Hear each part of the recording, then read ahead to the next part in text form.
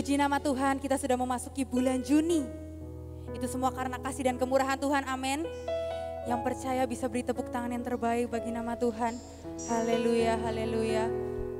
Mari sebelum mulai ibadah, kita mau persiapkan hati kita mau berdoa. Sungguh hati kami limpah dengan ucapan syukur Tuhan. Ini semua karena kebaikan-Mu, ini semua karena kasih dan kemurahan-Mu Bapa. Engkau masih menuntun kami, Engkau masih memberikan kami sukacita, Engkau masih memberikan kami kekuatan Bapa sampai hari ini. Itu semua karena Engkau Yesus. Dan sekarang Bapa, kami mau lebih lagi meninggikan nama-Mu, kami mau lebih lagi memuji nama-Mu ya Yesus. Biarlah hanya nama-Mu yang ditinggikan, dan biarlah hanya nama-Mu saja yang disenangkan di atas pujian penyembahan kami Yesus. Terima kasih Yesus, terima kasih ya Tuhan. Mari saya ajak kita mau sama-sama katakan amin. Seberapa banyak masih terus merasakan kasih Tuhan, bisa lambaikan tangannya, bisa kasih jempol dan beri tepuk tangan yang terbaik bagi nama Tuhan. Sebab kasih Allah tak pernah henti-hentinya Ia tunjukkan kepada setiap kita. Woo!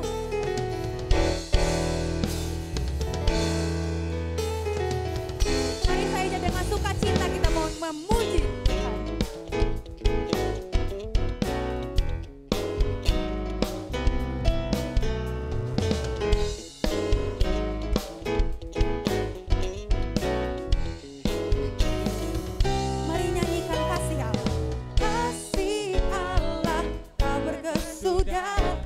Selalu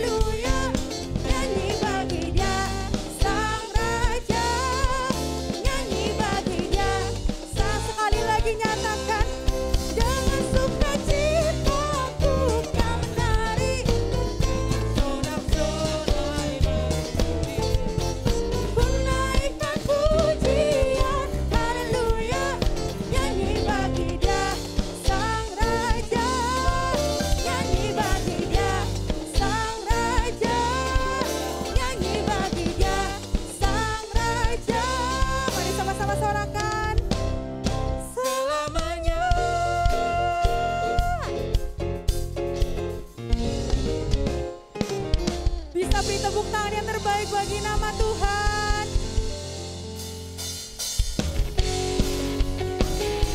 Sebab Allah terus menunjukkan kasih-Nya dan Dia akan menjadi benteng hidup setiap kita. Amin.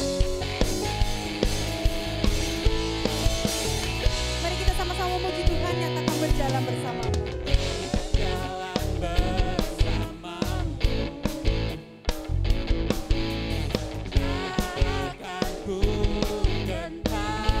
Sebab tanganmu menopang setiap kami Tuhan.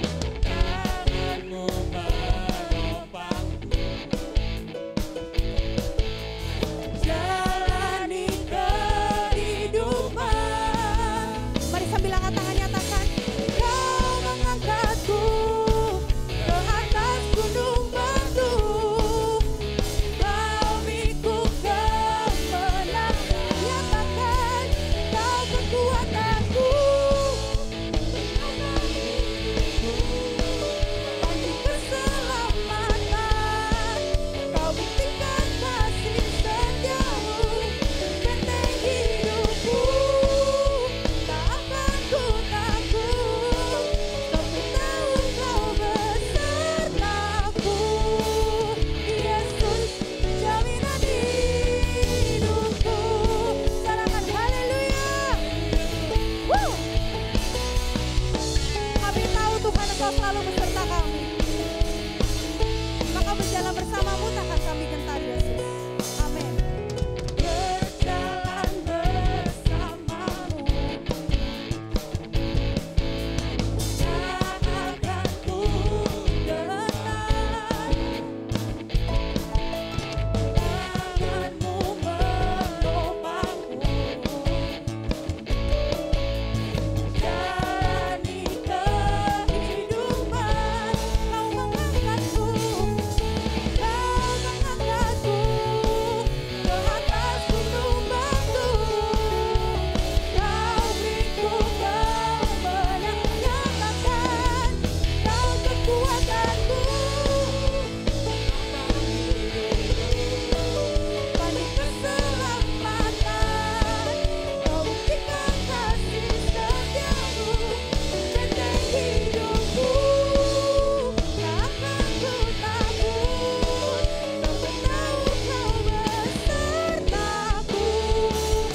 Yesus, mari saya sambil tepuk tangan nyatakan, Kau kekuatanku, penopang hidupku, bagi keselamatan, Kau buktikan kasih setiamu, benteng hidupku. Tak akan ku takut, sebab ku tahu Kau besertaku. Yesus, jaminan hidup. Lambaikan tangan nyatakan, Kau kekuatanku, bagi keselamatan, Kau buktikan kasih setiamu, benteng hidupku. Tak akan ku takut, sebab ku tahu Kau besertaku. Yesus, jaminan hidupku.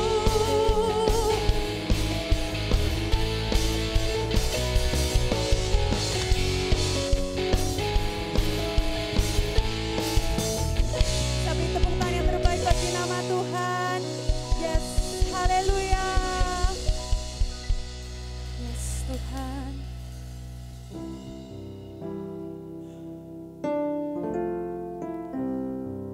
Sungguh kami bersyukur Tuhan atas penyertaan-Mu yang Engkau masih tuntun kepada setiap kami. Sehingga kami bisa memasuki bulan yang baru ini Tuhan. Itu semua karena kasih setia-Mu.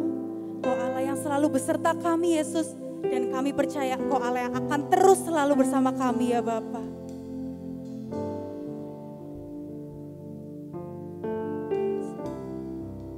Musim berlalu, namun Kau selalu peliharaku. Kasih dan setia-Mu tak pernah layu.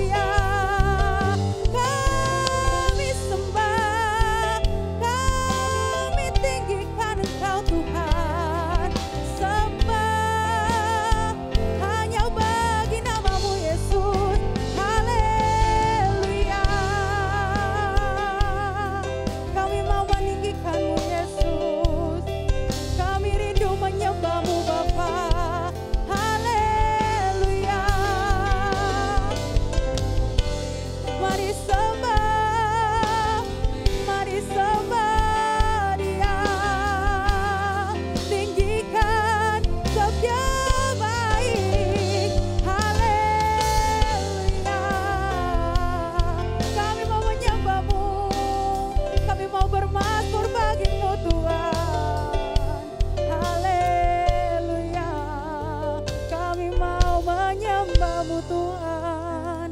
Kami rindu menyembah-Mu Yesus. Ya Bapa, Engkau baik Tuhan. Ya Yesus, terima kasih, terima kasih, terima kasih Tuhan. Lebih luas dari samudra kebaikan-Mu Bapa, takkan habis di hidupku. Lebih tinggi dari cakrawala, tak terbatas kasih-Mu. Sungguh ku bersyukur, nyatakan lebih luas dari samudra kebaikan-Mu Bapa, takkan habis hidupku.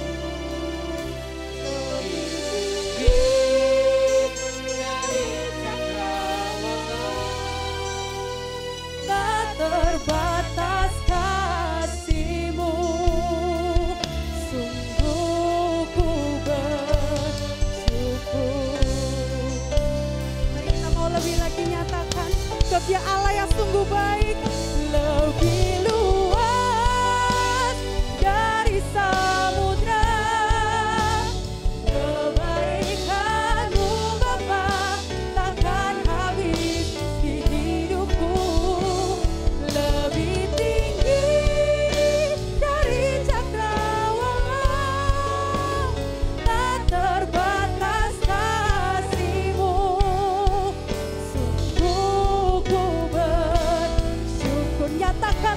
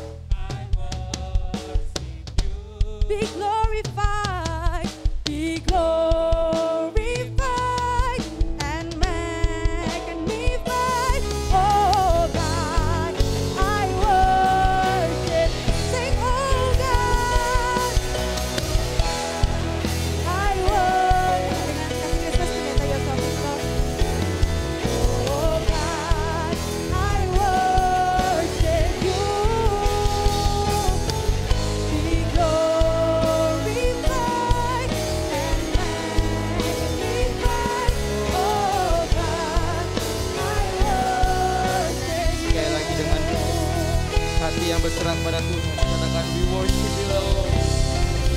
Oh God. Yes Lord. We lift up our hands Lord. Be glorified.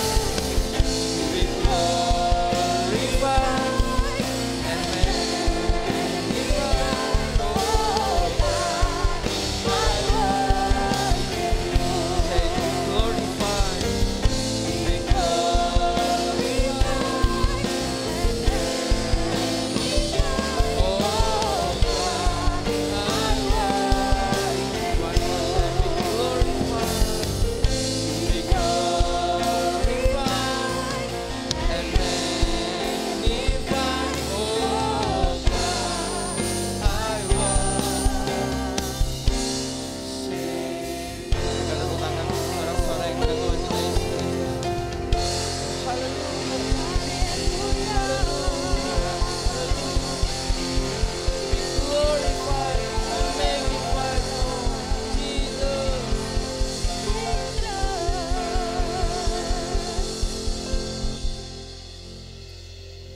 Kami percaya Engkau tetap ada bersama dengan kami Tuhan.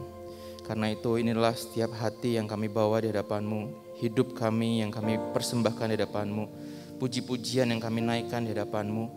Kami percaya semuanya menyenangkan hati Tuhan. Dan biarlah kehidupan kami menjadi dupa yang harum di hadapan-Mu, yang menyenangkan hati-Mu Tuhan. Bersyukur untuk hari ini.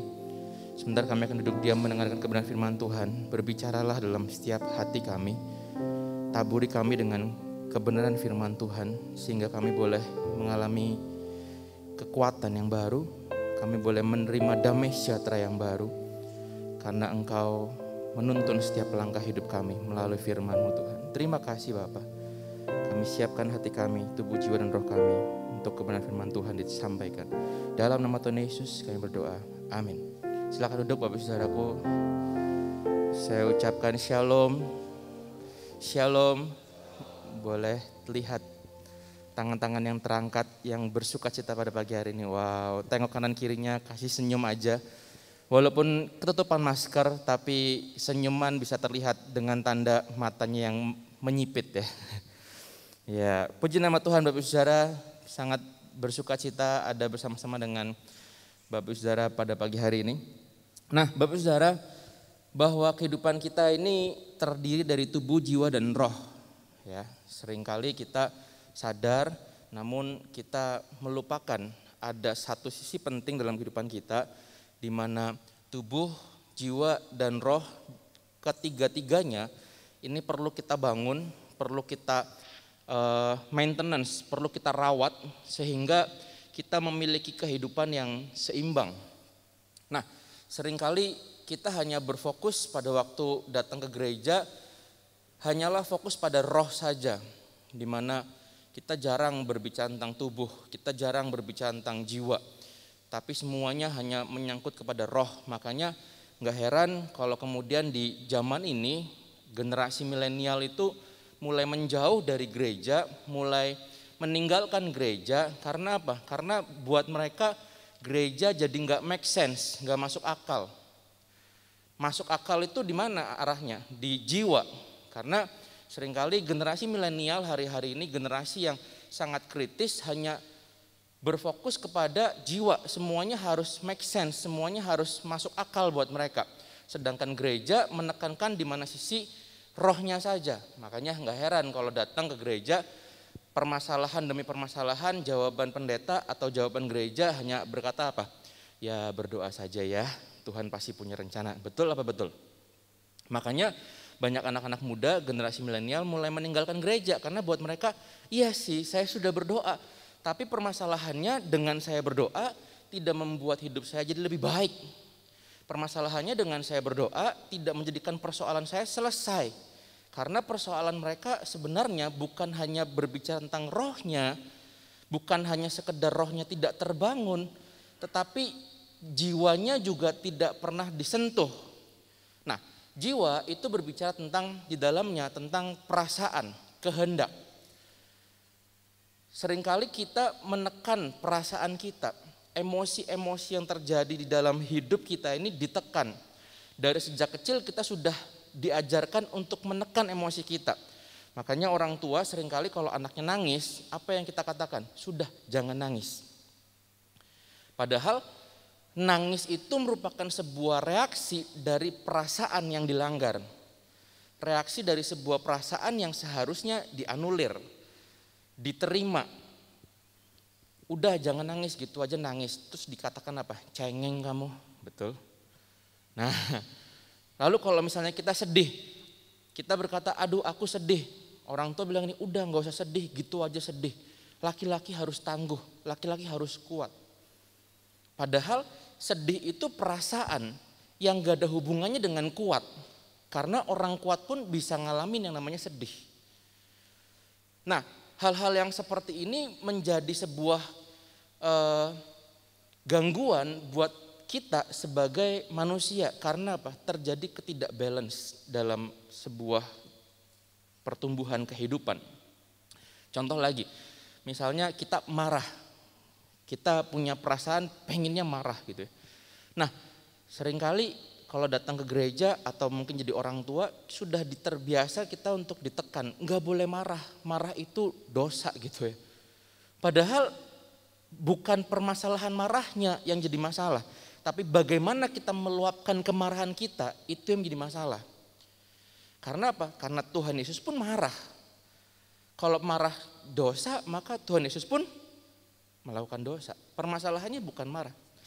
Nah, perasaan itulah yang kemudian seringkali kita abaikan, kita tekan sehingga terjadi ketidakbalance, tidak seimbang dalam hidup kita.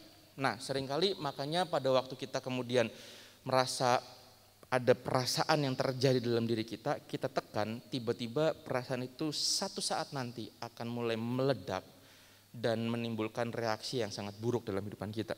Nah, karena itu kita akan belajar hari ini bagaimana caranya kita mengelola perasaan kita pada waktu tekanan datang sehingga apa?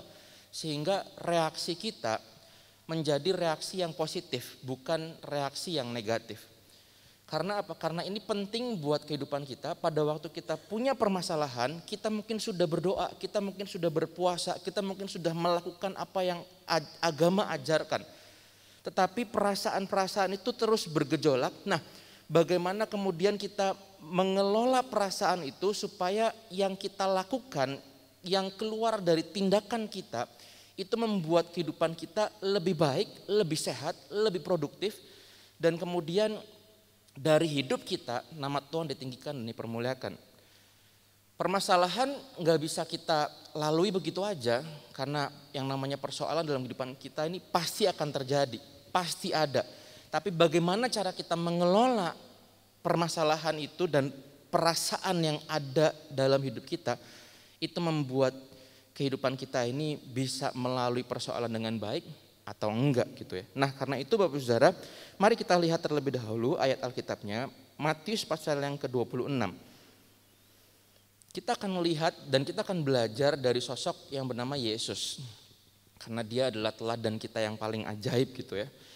Yesus juga punya perasaan dan kita akan lihat nanti bagaimana dia mengelola perasaannya di tengah keadaan yang sangat menekan hidupnya, di tengah di mana dia ini akan mengakhiri kehidupannya di muka bumi ini dan menyatakan kemuliaan nama Allah Bapa, nama Tuhan Allah Bapa di surga. Dan di saat ini, di saat momen ini yang kita baca ayatnya, dia punya perasaan yang luar biasa gitu ya, menantang. Perasaan yang susah untuk diungkapkan seperti manusia pada umumnya. Karena Alkitab mencatat, nanti kita akan baca di mana Yesus itu kayak rasanya sedih dan ingin mati katanya. Coba kita lihat dulu Matius pasal yang ke-26 ayat 36. Maka sampailah Yesus bersama-sama murid-muridnya ke suatu tempat yang bernama Getsemani. Lalu ia berkata kepada murid-muridnya, duduklah di sini sementara aku pergi ke sana untuk berdoa. Dan ia membawa Petrus dan kedua anak Zebedeus sertanya. Maka mulailah ia merasa sedih dan gentar. Lihat, ini perasaan sedih dan gentar. Gentar itu takut. Lebih tinggi levelnya daripada takut gitu ya. Makanya gentar. Lalu katanya kepada mereka, hatiku sangat sedih, seperti mau mati rasanya. Tinggallah di sini dan berjaga-jagalah dengan aku. Maka ia maju sedikit lalu sujud dan berdoa kepada katanya, ya Bapakku, jikalau sekiranya mungkin biarlah cawan ini lalu daripadaku. Tetapi janganlah seperti yang ku kehendaki, melainkan seperti yang engkau kehendaki. Setelah itu ia kembali kepada murid-muridnya itu dan mendapati mereka sedang tidur. Dan ia berkata kepada Petrus, tidakkah kamu sanggup berjaga-jaga 1 jam dengan aku? Berjaga-jagalah dan berdoalah supaya kamu jangan jatuh ke dalam pencobaan. Roh memang penurut tetapi daging lemah. Lalu ia pergi untuk kedua kalinya dan berdoa katanya, ya Bapakku, jikalau cawan ini tidak mungkin lalu, kecuali apabila aku meminumnya, jadilah kehendakmu. Dan ketika ia kembali pula, ia mendapati mereka sedang tidur, sebab mata mereka sudah berat. Ia membiarkan mereka di situ lalu pergi dan berdoa untuk ketiga kalinya dan mengucapkan doa yang itu juga. Sesudah itu ia datang kepada murid-muridnya dan berkata kepada mereka, tidurlah sekarang dan istirahatlah. Lihatlah, saatnya sudah tiba bahwa anak manusia diserahkan ke tangan orang-orang berdosa. Nah, perhatikan ini Bapak Saudara, di ayat yang ke-36 dan ayat yang ke-37, 38. Dikatakan bahwa Yesus juga punya perasaan, dia sangat sedih, takut dan gentar. Bahkan Alkitab jelas menuliskan bahwa dia seperti mau mati rasanya. Nah, saya nggak tahu apa yang sedang Bapak Ibu Saudara rasakan hari ini, karena perasaan manusia itu lebih banyak daripada yang bisa kita bayangkan. Kita hanya tahu perasaan itu sedih, marah, kecewa, apalagi senang, sukacita. Tapi sebenarnya kalau Bapak Saudara pelajari, perasaan manusia itu lebih banyak. Bahkan termasuk di dalamnya jijik dan lain sebagainya. Nah, karena itu Bapak Saudara, Yesus pun merasakan perasaan. Kita juga punya perasaan karena memang hidup kita terdiri dari itu. Nah, perasaan inilah yang perlu kita kelola. Kenapa? Karena pada waktu kita nggak kelola perasaan kita, saat masalah datang, saat ujian dalam kehidupan kita hadapi, waktu kita gagal mengelola perasaan kita, maka yang muncul adalah reaksi reaktif. Reaksi yang negatif. Nah, reaksi yang negatif inilah yang kemudian seringkali merugikan kita. Karena apa? Karena reaksi yang negatif membuat kita ini pada satu titik dalam hidup kita akan menyesalinya. Contoh, marah. Seringkali kita marah itu sangat negatif responnya.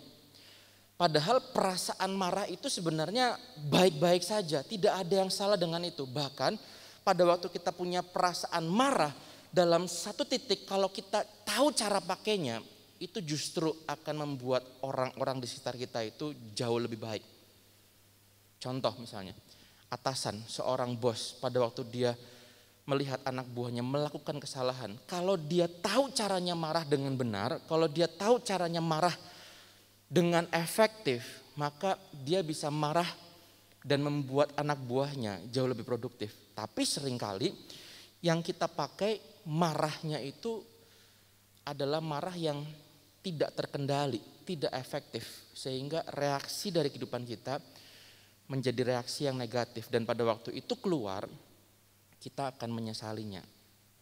Sekali waktu ada cerita, anak kecil, namanya juga anak kecil baru usia 2-3 tahun, dia senang sekali bermain coret-coret dinding ya, bikin lukisan ya. Anak Bapak Saudara mungkin juga pernah melakukan hal yang sama.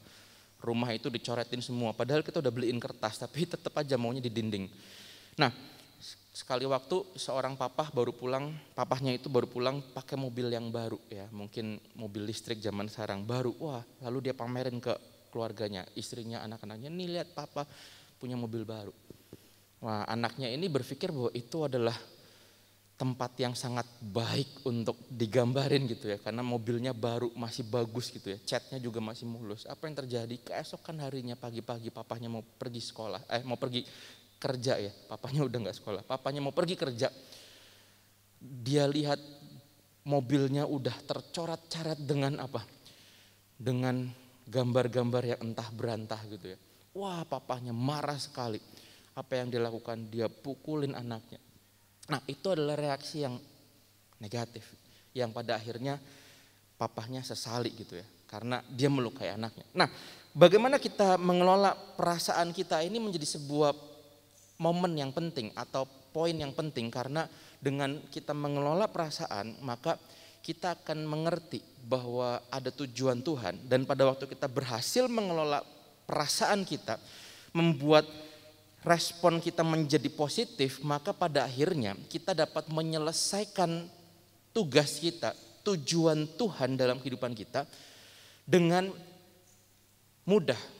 Walaupun apa yang Tuhan lalui tidak mudah tentu saja, tetapi kita punya kekuatan untuk menghadapinya. Kita belajar bahwa Tuhan punya rencana dalam kehidupan kita, dan pada waktu kita bisa kelola perasaan kita, tubuh, jiwa, dan roh kita seimbang, balance, maka tujuan Tuhan dalam hidup kita tergenapi. Nah, itu yang kita inginkan pada pagi hari ini. Nah, bagaimana caranya Tuhan mengelola perasaan-perasaan yang muncul yang sepertinya mau mati itu, supaya kemudian waktu dia selesai dari Taman Getsemani itu dan kemudian dia melihat anaknya atau muridnya yang menyerahkan dia nggak langsung maki-maki gitu ya, dia nggak langsung mengeluarkan reaksi yang negatif. Mungkin kita berpikir bahwa iya dia kan Tuhan, ya sih, tapi dia juga 100% manusia, dia punya perasaan juga, dia punya kehendak juga, dia bisa juga terlepas gitu ya, mengeluarkan reaksi yang negatif, bisa juga, kita nggak pernah tahu. Tapi justru di momen itulah, di Taman Getsemani ini dia mengelola perasaannya sehingga pada waktu dia melihat murid-muridnya dan kemudian dia melihat ada murid yang menyerahkan dia dan dia ditangkap, dia bisa mengerti bahwa inilah tujuan Tuhan dan dia bisa meresponnya dengan baik. Nah, mari kita akan lihat. Yang pertama, saya menyebutnya safe place.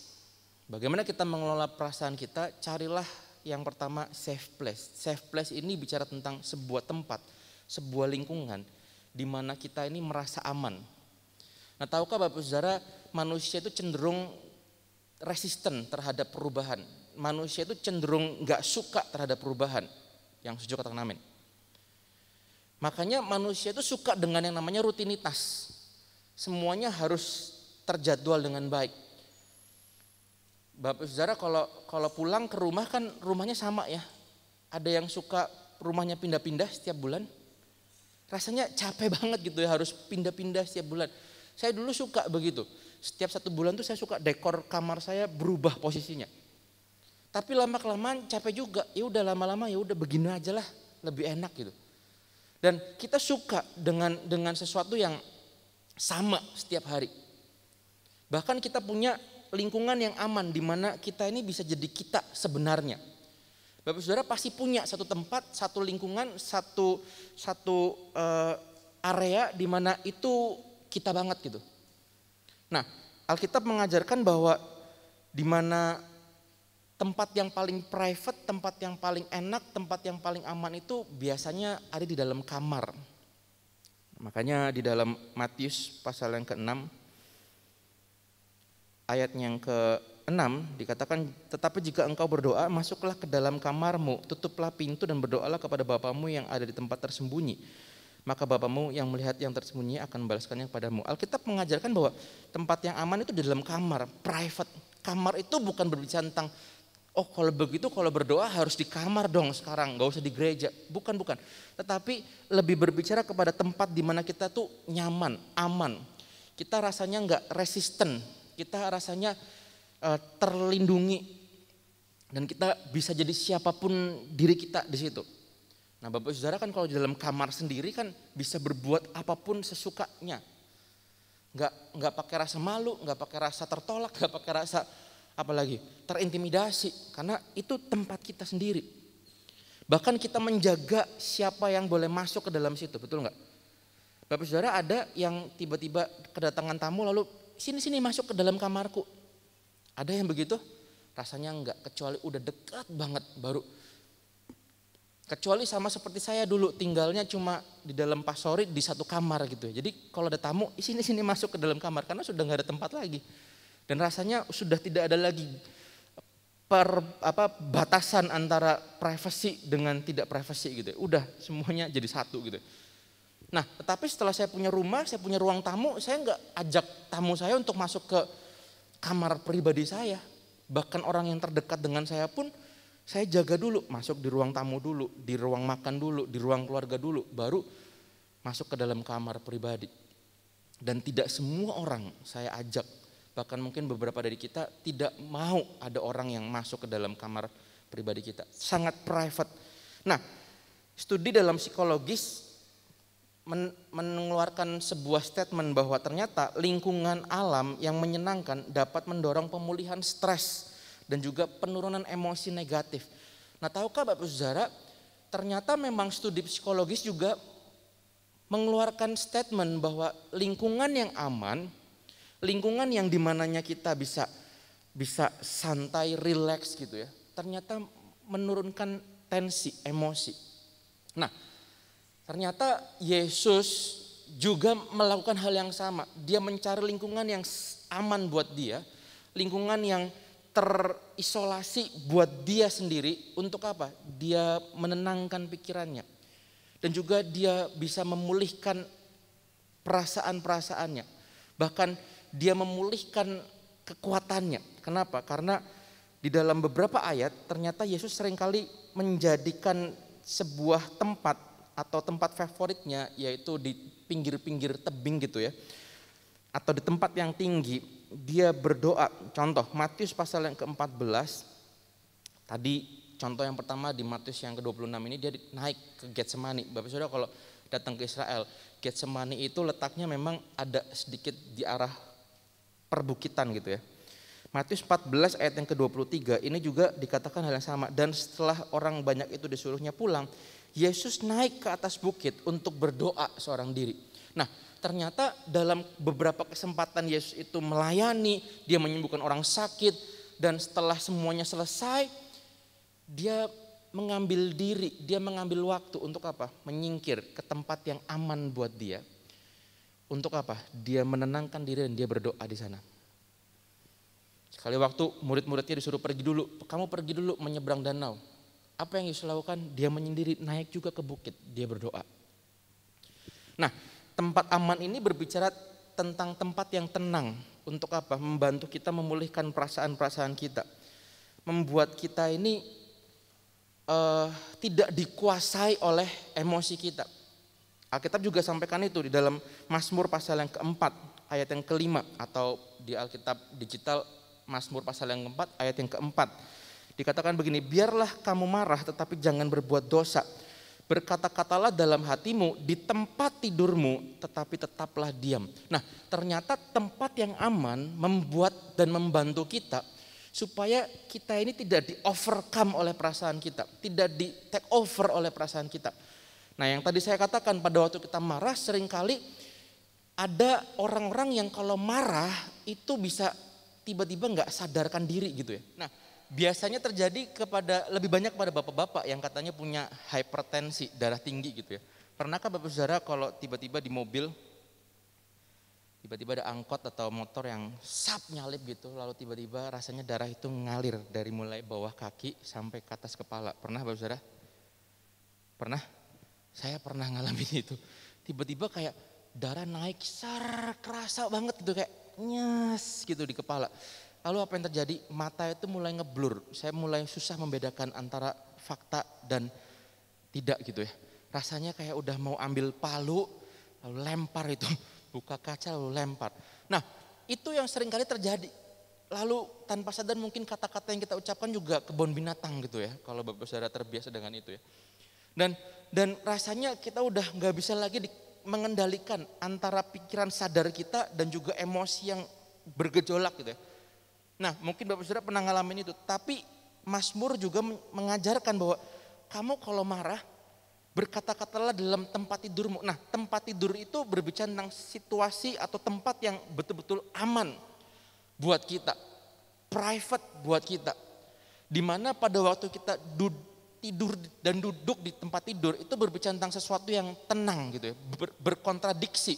Marah kan meledak-ledak, tapi tidur kan tenang gitu ya, kayak berkontradiksi. Tapi Alkitab mengajarkan supaya apa? Kehidupan kita tuh nggak dikuasai oleh emosi melalui tempat yang tenang. Makanya ada beberapa orang ahli psikologis yang suka mengajarkan kalau kamu marah ya kamu teriak-teriak aja ke laut gitu ya. Karena apa? Di laut tuh nggak ada orang yang bisa dengar kamu kalau lagi marah, teriak-teriak aja gitu ya. Nah, walaupun saya juga nggak terlalu menyarankan itu karena Saya lebih setuju dengan apa yang Alkitab katakan, berkata-kata dalam hati di tempat tidur. Nah makanya Bapak Saudara kalau lagi marahan mungkin antara suami dengan istri, mau ngamuk-ngamuk sama suami atau pasangan kita gitu ya. Sebelum ngamuk sama pasangan, tiduran dulu di tempat tidur ya. Sambil berkata-kata dalam hati, wah gitu ya. Kurang ajar kamu, waduh saya benci kamu gitu. Tapi dalam hati aja. Nah setelah ketemu, lihat aja rasakan, pasti lebih tenang. Yang keluar mungkin bukan aku cinta kamu, bukan. Tapi Pak aku tadi marah, tapi sekarang udah baik. Nah itu jauh lebih positif pada waktu itu terjadi. Saya percaya begini ya, kasus perceraian rumah tangga akan mulai berkurang. Konseling pernikahan juga akan dipenuhi dengan hal-hal yang berbau damai sejahtera. Makanya tugas Bu Tuti nanti akan jauh lebih sederhana, jauh lebih rileks ya Bu ya. Nggak ada suami istri yang cekcok terus gitu ya. Karena apa? Karena tahu prinsipnya, tidak di-overcome oleh emosi-emosi. Nah yang kedua, tadi itu bicara tentang safe place, tempat yang aman. Ternyata tempat aman itu membantu, memulihkan, membantu kita untuk tidak di-overcome oleh emosi, perasaan.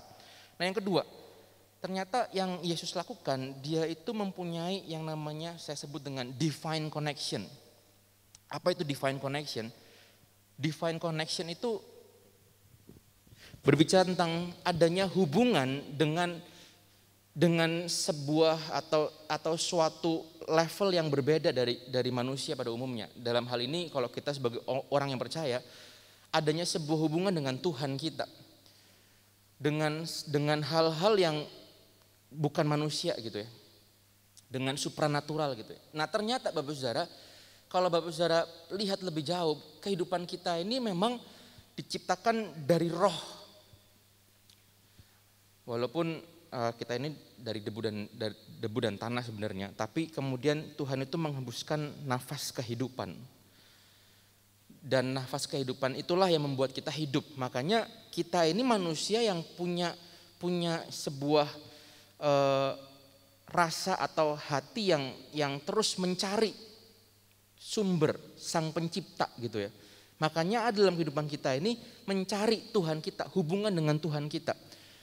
Nah nggak tahu dengan Bapak Saudara pernahkah atau tidak pernahkah merasakan bahwa pada waktu kita merasa kita jauh dari Tuhan, kita mungkin nggak pernah menyembah Tuhan, kita nggak pernah masuk dalam jam-jam doa, kita nggak pernah baca Alkitab, rasanya mulai kering dalam kehidupan kita. Walaupun itu hanya sebatas kebiasaan-kebiasaan agama, tetapi hal-hal tersebut membantu kita mendekat kepada Tuhan, membantu kita membuat hati yang kering itu terlumuri dengan kasihnya Tuhan. Nah saya juga nggak pernah tahu apakah Bapak Saudara pernah pada waktu Anda di rumah sendiri tiba-tiba Anda merasakan bahwa Tuhan melalui Roh Kudusnya memeluk kita. Kita kemudian merasakan bahwa aduh kasih Tuhan luar biasa. Dan tanpa sadar air mata mulai menetes. Dan pada waktu kita merasakan itu seringkali nih Bapak Saudara, pada waktu kita merasakan itu dan pada waktu kita meneteskan air mata, tiba-tiba kita kerasa mendapatkan sebuah kekuatan yang baru untuk menjalani kehidupan. Padahal masalahnya masih ada nggak? Masalahnya masih ada. Tapi ada sebuah kekuatan yang baru. Nah itu yang dikatakan dengan divine connection. Seorang yang bernama Ryan Bremer, dia adalah profesor dari St. Thomas University di Minnesota. Dia bilang kata begini, doa dapat menumbuhkan rasa hubungan, apakah itu dengan kekuatan yang lebih tinggi, apa yang dianggap penting oleh seseorang dalam hidup, atau nilai-nilai mereka. Jadi berdoa itu membuat kita itu punya rasa berhubungan dengan Tuhan kita. Nah, riset ilmu pengetahuan melaporkan bahwa doa dapat menjadi sebuah langkah efektif mendapatkan kekuatan dalam menghadapi situasi yang sulit. Di tahun 2009, ini berarti udah sekitar 11 tahun yang lalu, dikatakan begini, efek doa pada orang yang depresi dan memiliki kecemasan menemukan bahwa anggota kelompok yang memiliki tingkat depresi dan kecemasan yang lebih rendah dan lebih optimis setelah sesi di mana mereka berdoa untuk satu sama lain dibandingkan dengan kelompok yang tidak memiliki sesi doa. Jadi orang-orang yang punya kecemasan, hari-hari ini banyak nih yang punya kecemasan. Beberapa orang tiba-tiba WA saya, kok saya tiba-tiba kayak punya perasaan takut mati, saya takut keluar rumah dan lain sebagainya. Nah orang-orang yang pada waktu itu mereka dikumpulkan dan mereka berdoa untuk satu dengan yang lainnya, punya rasa-rasa berdoa, punya kebiasaan-kebiasaan untuk berdoa kepada orang lain atau juga kepada Tuhannya. Ternyata mereka punya sikap yang lebih optimis dibandingkan orang-orang, kelompok orang yang punya kecemasan tapi nggak berdoa. Nah, karena itu Bapak Saudara, pada waktu kita ini ada dalam sebuah situasi yang sulit dan kita punya perasaan-perasaan yang rasanya juga sulit kita kontrol, kita perlu yang namanya divine connection, di mana divine connection itu kita punya hubungan dengan Tuhan kita. Dengan cara apa? Kalau kita orang percaya, ya berdoalah jalannya. Memuji dan menyembah Tuhan, masuk dalam hadirat Tuhan, dalam pujian, doa dan penyembahan. Karena apa? Karena dengan itulah kita mendapatkan kekuatan yang baru. Nah, yang perlu digarisbawahi dalam doa adalah bukan doa yang mengontrol Tuhan, namun doa yang berserah. Mengerti dan memahami bahwa Tuhanlah yang memegang kendali atas hidup kita. Nah, doa inilah yang powerful, doa inilah yang efektif. Seperti yang Tuhan lakukan. Tuhan berkata, Bapak kalau boleh cawan ini lalu daripadaku, tapi kalau aku harus minumnya, jadilah seperti kehendakmu, bukan kehendakku. 2 kali dia berdoa lagi hal yang sama, Bapak kalau boleh cawan ini lalu daripadaku, tapi bukan kehendakku yang jadi, kehendakmu yang jadi. Untuk ketiga kalinya dia juga berdoa lagi, Tuhan kalau boleh cawan ini lalu daripadaku, tapi kalau enggak jadilah kehendakmu. Nah, sikap Yesus pada waktu berdoa itu bukan bermaksud mengontrol Tuhan, Tuhan berkati aku ya, Tuhan lalui aku ya, Tuhan enggak. Tetapi sikapnya berserah, tahu bahwa itu harus dia lakukan, tahu bahwa itu tujuan hidupnya, tahu bahwa apa yang Bapa rencanakan dalam hidupnya harus tergenapi, dan dia menyerahkan bahwa kalau sudah ada tujuannya, sudah ada rencananya, maka Allah Bapa akan mempersiapkan apa yang sudah Yesus butuhkan pada waktu itu, dan rencananya harus tergenapi. Nah, inilah yang seharusnya kita punya dalam kehidupan kita, pada waktu kita datang dalam jam-jam doa kita, pada waktu kita datang kepada Tuhan dalam penyembahan kita. Bukan kita bermaksud mengontrol Tuhan, tapi kita mengerti bahwa ada tujuan Tuhan dalam kehidupanku, maka kita berdoa kepada Tuhan, Tuhan kehendakmu yang jadi, bukan kehendakku. Nah, itu yang membuat kita ini punya kekuatan, membuat kita ini bisa mengontrol perasaan-perasaan kita. Yang namanya ketakutan, kekhawatiran, itu bisa kita kontrol, bisa kita kuasai. Nah, gak tahu dengan Bapak Saudara hari ini, apakah Anda juga punya ketakutan, kecemasan pada waktu Anda memilikinya, waktu Anda berdoa. Jangan mulai kontrol Tuhan dengan apa yang bisa kita bayangkan dan kita bisa pikirkan. Tapi mulai berserah pada Tuhan. Tuhan, apa sih maksud rencana Tuhan? Tuhan, apa sih yang Tuhan kehendaki? Saya tahu Tuhan masih pegang kendali. Saya tahu Tuhan masih beserta dengan hidupku. Karena itu jadilah kehendakmu. Nah, doa yang seperti itulah yang powerful, punya divine connection. Nah, yang ketiga, Bapak Saudara, apa yang Yesus lakukan pada saat dia dalam tekanan dan memulihkan perasaannya. Yang ketiga, saya sebut dengan close friend.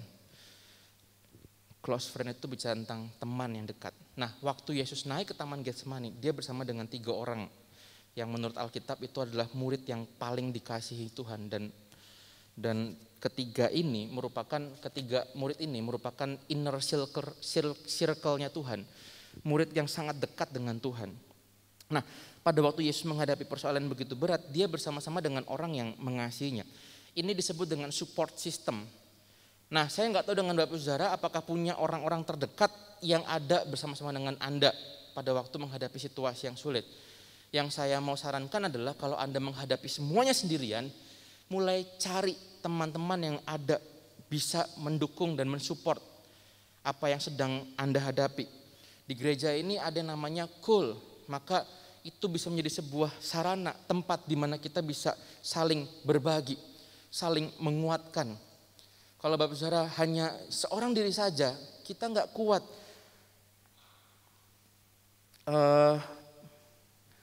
Amsal pasal yang ke-18 ayat yang ke-24 dikatakan begini, ada teman yang mendatangkan kecelakaan, tetapi ada juga sahabat yang lebih karib daripada seorang saudara. Pada waktu kita tahu siapa teman kita, maka kita bisa menguasai dan kita bisa menang dalam persoalan yang kita hadapi. Tapi kalau kita salah memilih pergaulan, maka kita bisa juga mendatangkan kecelakaan melalui teman-teman kita. Nah, pada waktu kita bersama-sama dengan orang, pengkhotbah berkata bahwa kalau berdua itu lebih kuat, bertiga lebih kuat dibandingkan seorang diri saja. Pengkhotbah pasal yang keempat ayat yang ke-9 sampai ayat yang ke-12 ya. Nah, karena itu Bapak Saudara, punyailah support system. Saya seringkali pada waktu ada dalam situasi-situasi yang sulit dan rasanya pengen marah, rasanya saya nggak bisa kuasai emosi saya. Ada teman-teman yang memang mengerti siapa saya, mereka tahu apa yang saya sedang alami, mereka bisa duduk bersama-sama dan mereka bisa menguatkan. Nah, itulah yang membuat kita ini menjadi pribadi yang kuat. Nah, karena itu Bapak Saudara, punyailah close friend, orang-orang terdekat. Pada waktu Anda menghadapi persoalan-persoalan, punyalah teman dekat. Bagaimana ciri-ciri teman yang baik? Teman-teman yang baik itu adalah pada waktu kita ada dalam situasi yang sulit, mereka tetap ada. Karena banyak sekali teman-teman kita hanya mengingat kita pada waktu kita dalam kondisi yang baik. Tapi pada waktu kondisi kita tidak baik, dia menghilang dari kehidupan kita. Teman yang baik adalah teman yang ngerti bahwa kita memiliki kejelekan dan mereka bisa menanggung kejelekan itu atau menerima kejelekan kita. Sebaliknya kita juga dapat menanggung atau menerima kejelekan dari orang-orang di sekitar kita. Nah, itulah lingkungan close friend. Nah, saya percaya Bapak Saudara, pada waktu kita punya ketiga hal ini, situasi berat apapun, roh kita mungkin sudah menyala-nyala, kita berdoa, kita on fire, kita berpuasa, kita melakukan ritual-ritual agama kita nggak ada masalah dengan hal spiritual. Tubuh mungkin kita kuat. Beberapa mungkin Anda pernah mengalami positif COVID tapi Anda survive. Tubuh kita mungkin kuat, nggak ada kolesterol, nggak ada gula, nggak ada asam urat, nggak ada penyempitan jantung dan lain sebagainya. Tubuh mungkin kuat, Anda adalah atlet olahraga. Anda bisa berolahraga, naik gunung, lari dari Purwokerto sampai Baturaden pulang lagi. Wah, apapun itu. Mungkin bersepeda ratusan kilometer, ribuan kilometer, Anda kuat. Tapi seringkali kita melupakan jiwa kita. Perasaan-perasaan, kehendak-kehendak dalam diri yang tidak bisa kita kontrol. Waktu ngomong sama pendeta dibilang doa aja, wah gak kena, gak sembuh. Tapi sekarang kita tahu bagaimana caranya mengelola emosi kita. Waktu emosi datang, yang pertama kita punya adalah lingkungan yang aman. Di mana kita bisa tenang, di mana kita bisa menurunkan tensi emosi.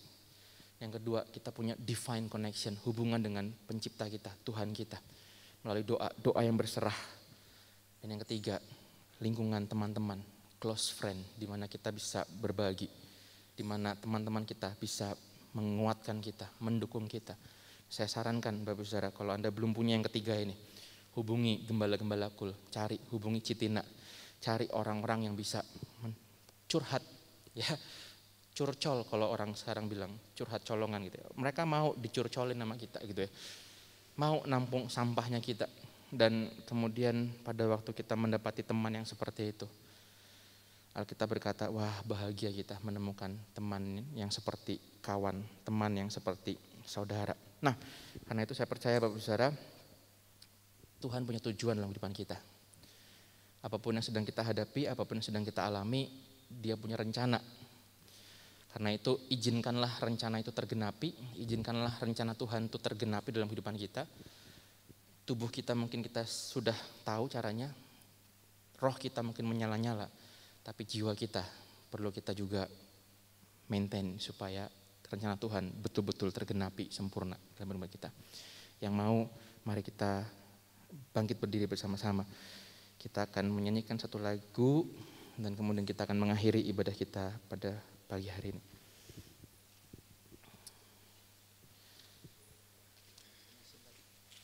Semusim berlalu.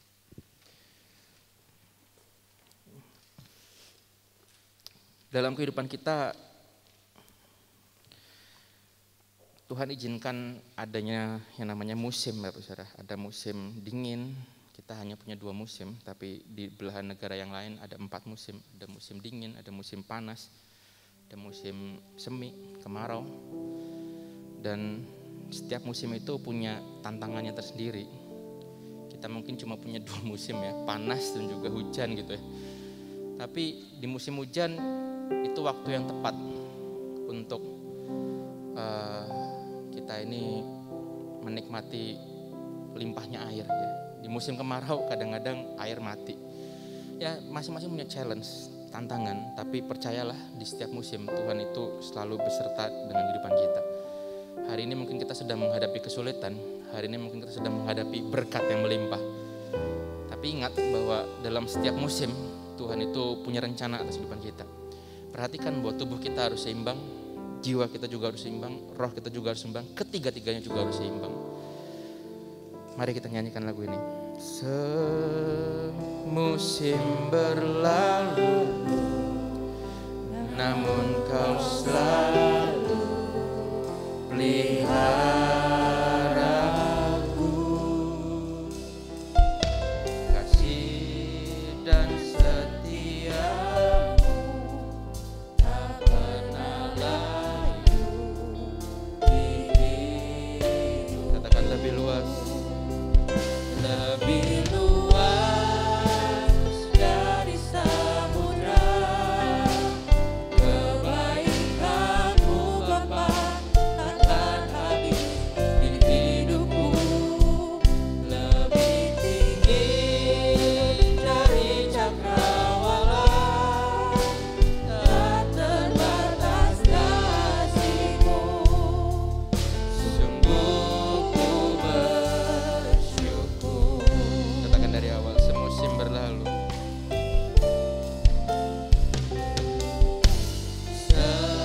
Semusim berlalu, namun kau selalu pelihara aku. Kasih dan setiamu tak pernah layu di hidupku.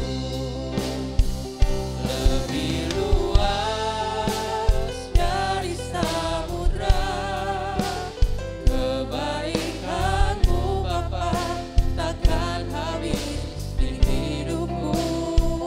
Lebih tinggi dari cakrawala, tak terbatas kasih-Mu. Sungguh Sambil musik menyanyikan lagu ini Bapak Saudara, ambil waktu 1 menit 2 menit. Engkau mungkin punya perasaan-perasaan yang gak bisa diungkapkan, kekecewaan, kemarahan, kesedihan yang mendalam. Momen yang bagus pada pagi hari ini, di mana kita boleh merasakan Yesus ada di tempat ini. Dia hadir di tempat ini. Dia mengerti semua isi hati kita. Sadarilah bahwa kasih-Nya seluas samudra, setinggi cakrawala. Dia gak akan pernah berhenti meninggalkan kita. Ungkapkan kepada Tuhan dalam hatimu. Ambil waktu 1 menit Bapak Saudara untuk mengungkapkan perasaan-perasaan yang tidak terungkapkan selama ini. Ya Yesus, Kau mendengar hati anak-anak-Mu yang menjerit pada pagi hari ini Tuhan. Kekecewaan mereka, kekesalan mereka, kemarahan, duka cita yang mendalam. Pagi hari ini Tuhan, kami hanya mau menguatkan hati kami bahwa Tuhan masih memegang kendali atas hidup kami. Yes, Lord. Oh, haleluya, Jesus.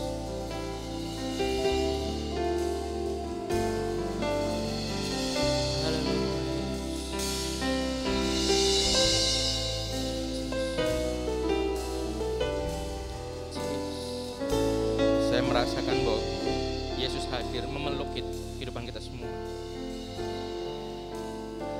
Yesus, rasakan kasih Tuhan, rasakan pelukan Tuhan yang menyentuh pada hatimu.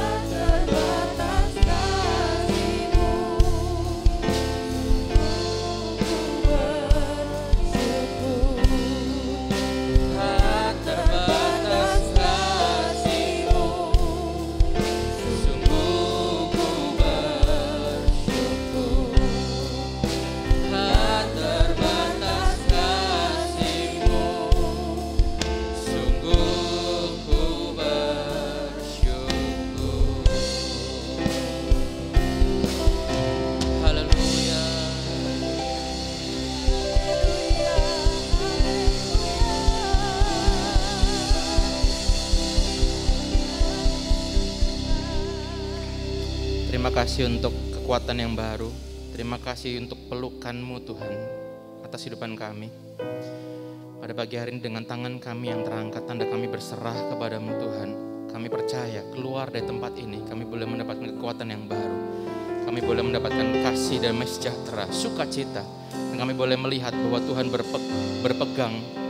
memegang tangan kami dengan kuat, menyertai setiap kehidupan kami. Dan melalui setiap tantangan persoalan dengan kemenangan karena Engkau ada bersama dengan kami. Kami sungguh merasakan bahwa Tuhan ada dan menyertai kehidupan kami. Karena itu dengan keyakinan kami akan pulang dari tempat ini dengan menerima segala rahmat berkat daripada Allah Bapa, cinta kasih daripada Tuhan Yesus Kristus yang menyertai kehidupan kami hari ini sampai Kau menjemput kami yang kedua kalinya. Maranatha, Yesus datanglah. Yang menerima dengan iman sama-sama katakan amin. Tuhan Yesus berkati.